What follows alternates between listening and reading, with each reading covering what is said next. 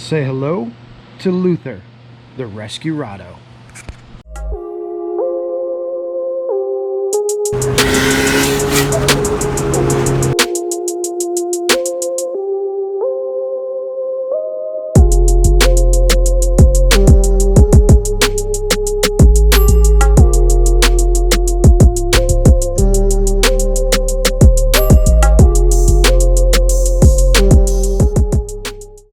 What's going on, everybody? So behind me is Luther, the new addition to MorFab Industries, and I call him the RESCUE-RADO.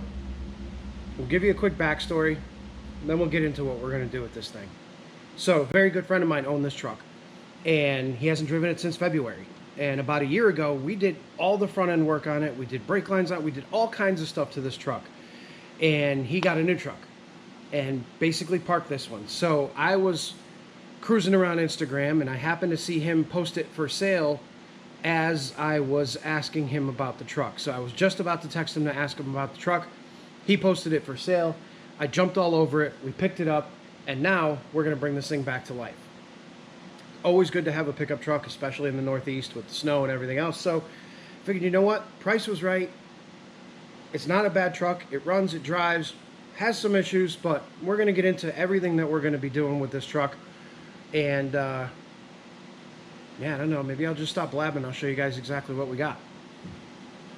So this is a 2002 Chevrolet Silverado 2500 HD. It's got the 6-liter LQ9 in it with a 4L80E transmission. It's on stock suspension. It's got basically 33s on it, 34s on it. Aftermarket wheels, and that's about as far as the aftermarket stuff goes for this truck. It's pretty much stock, but let me show you guys what we're going to be doing with it and what all is wrong with this thing. So first things first, we have our typical Northeast truck. The rockers pretty much gone, both sides. We got to replace those. Cab corners gone, got to replace those. We're gonna leave these on because yeah, there's probably a lot of that under there. So these will stay on, and we're just gonna pretend that that doesn't exist. However, the frame is pretty good. All of the cross members are pretty good. This being a 2500 HD, the frame is much bigger than a 1500, and the metal's a little bit thicker. So we do have that, but you know, we got some little issues like, you know, that right there is the e-brake mount and the e-brake cables and all that stuff that we got to take care of. And then we do have some scaling that we got to take care of. But the way we're going to take care of that, guys, is basically we're going to needle scale this entire frame. We're going to hit it with a wire wheel. We're going to shoot some rust converter on it and then throw some flat black paint on it, and it'll be good as new. Now, the second problem with this truck is this exhaust. So normally on these Chevys, they have dual 3-inch pipes that come all the way from the motor all the way back to here to a dual 3-inch in muffler with a single 3-inch outlet, and it goes all the way back. Now, I don't like the way this thing sounds because currently it's got these two MagnaFlow mufflers on it, and they just dump right here, right after the cab. And the problem with that is that these things sound like absolute garbage if you don't do some sort of merge, whether it be an X pipe or a Y pipe or what have you. And that's why the muffler itself is the Y pipe in these from the factory, and then it goes back. So I think what we're going to do is something cool, because we got some rot right here and there's a bit of a hole in there, and then we got our stock catalytic converter, another stock catalytic converter here. So I think we're going to cut it here, cut it here. We'll run some new piping down, kind of tuck this up just a little bit higher. And then we're going to do a merge, and we'll probably do a single 4-inch muffler with a 4-inch tailpipe that goes all the way out and exits out the back, so that we don't have to listen to this thing droning under the bed all the time. But nice thing is, I don't know if you guys can see that, but right back there, all stainless steel brake lines. All those have been replaced. So all nice stainless stuff. Now, problem number 3-ish, amongst many, is the power steering pump has been leaking for eons. And I honestly think it was just a hose because I tightened up a clamp and it quit. But like I said, guys, we just did literally brand new tie rod ends, tie rods, pitman arm, idler arm, lower ball joint, upper control arms, brakes, wheel bearings, everything in this front end has been done. Sway bar links, everything was done. So this was a good find because, you know, we did a lot of work to this thing recently. And then the last biggest problem is this fuel system. So you can see we got the plastic lines off the tank and the pump go to these rotted lines, which go to multiple clamped rubber lines that go to more clamped rubber lines and more clamped rubber lines and more clamped rubber lines, and you get the picture. And then once we get up here, you can see they're pretty well rotted. And then once we get up into this area here, you see all that little wetness there? Fuel lines are leaking. So we have to replace the fuel lines. Oh, and also one more thing. It's got aftermarket headers on it. We're going to swap those back out for factory manifolds because I don't like the headers.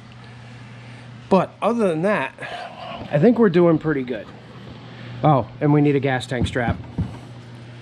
So there are a lot of little things wrong with this truck, and there's a lot of things that we are going to need to address.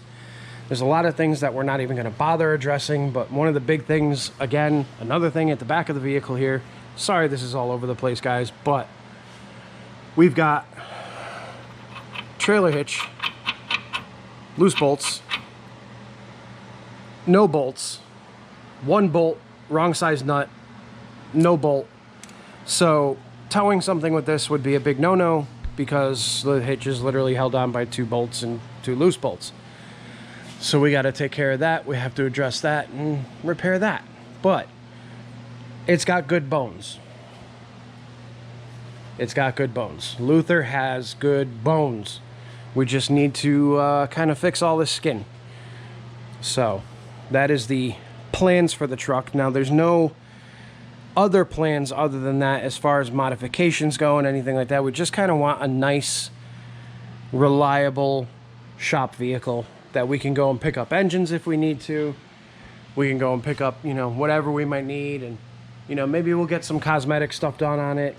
We got some stuff we're going to try out, and yeah, so. All right, guys, so that's the story of Luther, the RESCUE-RADO. We are going to be taking you on a journey with this truck. We're going to throw videos in here and there of us fixing everything on this truck that needs to be fixed. And, you know, the trials and tribulations of a Northeast truck that's almost 20 years old that has been sitting for a little bit, and what kind of things can happen and what we're going to do to fix them. So when we decide to do the rockers, we'll take you along for that. When we decide to do, you know, the trailer hitch, we'll bring you along for that. There's a bunch of little stuff on this truck that I can do that will show you guys a ton. And being that this truck is so popular and so many people have them, it's a good platform for us to make kind of a good series of, you know, bringing the Rescue back to life.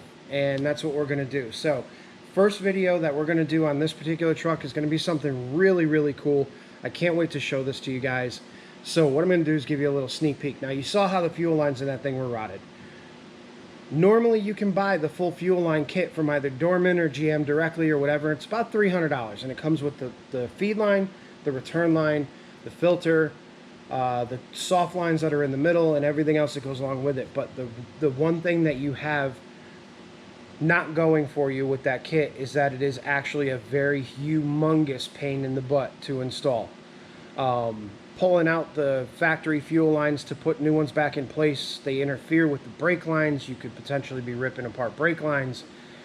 They run up alongside the transmission and then up over top of the transmission and up into the engine bay, and you know, it's all hardline. It's all stainless steel hardline, so they're very, very difficult to replace. So I am working with a company called Gas Tank Renew, and I'm going to put their link in the description right now, and we are actually going to be doing a full video of what we're going to install. And actually, guys, this is it. So this is a complete nylon high pressure feed, return, and evap line, all in super, super easy plastic line to run. and it also utilizes the new style quick disconnect fuel filter. So stay tuned, guys, for that one. We're going to be on that next. We're probably going to do that tomorrow, so I'll film it tomorrow and have it up for you probably tomorrow night or Monday, and you'll be able to see how easy it is to actually do all these nylon lines versus doing all of the stainless steel lines. So we're going to do a typical retrofit where we leave the old lines in, we cut them in various places just to kind of get them out of the way, we zip tie all the new nylon stuff in place and make it look nice, and yeah, that'll be something easy you guys could use if you happen to blow brake lines, and these guys have tons of applications for these lines. So stay tuned for the next video. Thanks for watching this one, guys. I hope you're excited for the RESCUE-RADO, and we are going to get going on it. Hey guys, just a quick reminder before we go. We are still taking pre-orders for our shirts. We have MorFab shirts, which I'm not wearing right now, so I can't show you, but we have MorFab shirts that are available very, very soon. We are working on the pre-orders, so if you will, go down in the description. You'll find the link to order them. We have sizes, I believe, all the way from medium to XXX. Get yourself a shirt or two, and as soon as we reach our goal, we will be sending these out for print, which should be in the next couple of weeks. So click that link, pick up a shirt, help out the channel. I really, really appreciate it, guys.